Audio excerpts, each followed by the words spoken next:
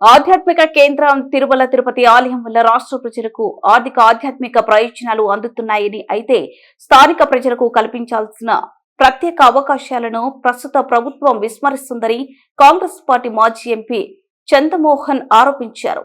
ఈ సందర్భంగా టీటీడీ పరిపాలన భవనం ముందు ఆయన మీడియాతో మాట్లాడుతూ, కాంగ్రెస్ పార్టీ అధికారంలో ఉన్నప్పుడు ప్రతి మంగళవారం స్థానికులకు ప్రత్యేక దర్శనం కల్పించే విధానం అమలు చేశామని గుర్తు చేశారు. కానీ తర్వాత వచ్చిన ప్రభుత్వాలు ఆ వ్యవస్థను నిలిపివేశాయని విమర్శించారు. తిరుమల తిరుపతి దేవస్థానం వెంటనే ప్రతి మంగళవారం స్థానికులకు ప్రత్యేక ప్రవేశ దర్శనం పునరుద్ధరించాలని డిమాండ్ చేశారు. అలాగే గతంలో కాంగ్రెస్ ప్రభుత్వం ఉన్న సమయంలో స్విమ్స్ హాస్పిటల్లో నిరుపేదలకు ఉచిత వైద్యం అందించామని, ప్రస్తుతం ఆ సేవలను నిలిపివేయడం బాధాకరమన్నారు.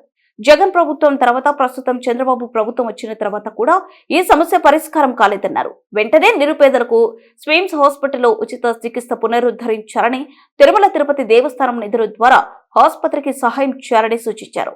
అలాగే తిరుమల సమీపంలో ఉన్న కాకుల దప్ప ప్రాంతం దయనీయ స్థితిలో ఉందని, తిరుమల దేవస్థానానికి చాలా దగ్గరలో ఉన్న ఆ ప్రాంతాన్ని అధికారులు స్వయంగా వచ్చి పరిశీలించాలని కోరారు.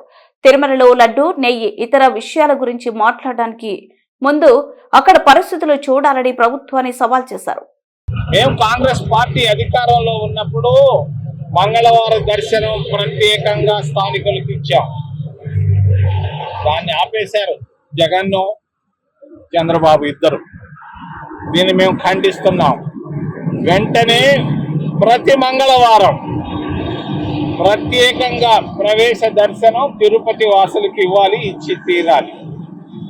రెండవది, స్విమ్స్ హాస్పిటల్లో కాంగ్రెస్ పార్టీ అధికారంలో ఉన్నప్పుడు ఉచితంగా ట్రీట్మెంట్ ఇచ్చాం పేదవాళ్లకు. ఈరోజు ఆ ట్రీట్మెంట్ ఆపేశారు. జగన్ ప్రభుత్వం వచ్చిన తర్వాత, చంద్రబాబు ప్రభుత్వాలు వచ్చిన తర్వాత దీన్ని మేము ఖండిస్తున్నాం. వెంటనే నిరుపేదలకు స్విమ్స్ లో ఉచిత ట్రీట్మెంట్ ఇవ్వాలి. పక్కనే రూయా హాస్పిటల్ ఉంది. రూయా హాస్పిటల్ కి ప్రభుత్వం డబ్బులు ఇవ్వలేదు, వాళ్ళ దగ్గర డబ్బు లేదు. మేము అడుగుతున్నాం తిరుపతి దేవస్థానాన్ని, మీ దగ్గర అలిపిరి దగ్గర ఉన్న బిల్డింగులు మాకు ఖచ్చితంగా ఇవ్వాలి, ఇచ్చి తీరాలి. రాబోయే కోర్టులో మీరు పెట్టాలి. మేము తీసుకుంటున్నాం, మీరు ఇస్తున్నారు.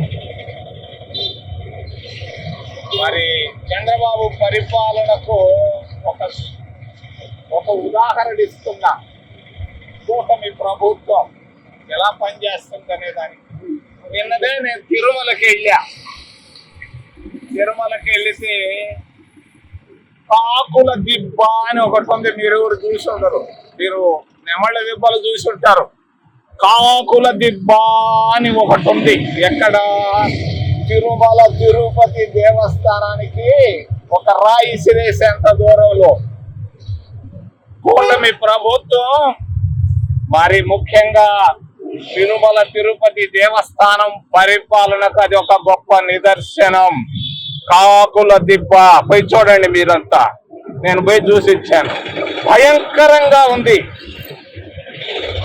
వెంటనే చంద్రబాబు, నువ్వు ఒట్టి మాటలు మాట్లాడబాకు.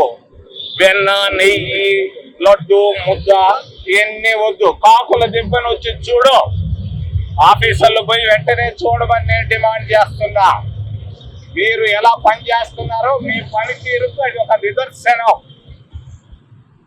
మరి మహిళా కార్మికులు, కొండపైన ఉన్నటువంటి మహిళా కార్మికులు, పారిశుద్ధ కార్మికుల పరిస్థితి ఆందోళనకరంగా ఉంది. నేను పోయి చూసి వచ్చాను, నిన్న మాట్లాడొచ్చాను. మేము ఒప్పుకో పారిశుద్ధ్య కార్మికులకు ఇవ్వాల్సినటువంటి జీతభత్యాలు, వాళ్ళకి ఇవ్వాల్సినటువంటి గౌరవాన్ని ఎక్కడైనా అంగుళం తగ్గినా కూడా మేము వచ్చి కూర్చుంటాం మీ ఇళ్ల ముందు. జాగ్రత్త, జాగ్రత్త, జాగ్రత్త. మరి హోటళ్ళు ఇక్కడ చదువుకున్న పిల్లకాయలు పిహెచ్డీలు పాస్ అయ్యి సిగ్గి తోలుకుంటున్నారు. మరి ఎందుకయ్యా 10 హోటళ్ళు మీరు ఇచ్చారు? నేను పోయి చూసి వచ్చాను. ఎవరికి ఇచ్చారు మీ 10 హోటళ్ళు? పెద్ద హోటళ్ళు ఎవరికి ఇచ్చారు? గుజరాత్ వాడికి ఇవ్వాలనా? ఏమి సిగ్గు చరం లేదా మీకు? ఇచ్చే వాళ్ళకి డబ్బు కావాలి, ఏదో డబ్బు కొరకిస్తారా? గుజరాత్ వాడికి, మహారాష్ట్ర వాడికి ఎందుకు ఇచ్చారు? తిరుపతిలో భీమాస్ లాంటివి ఉన్నాయి, వాళ్ళకి ఇవ్వండి. నేను డిమాండ్ చేస్తున్నా.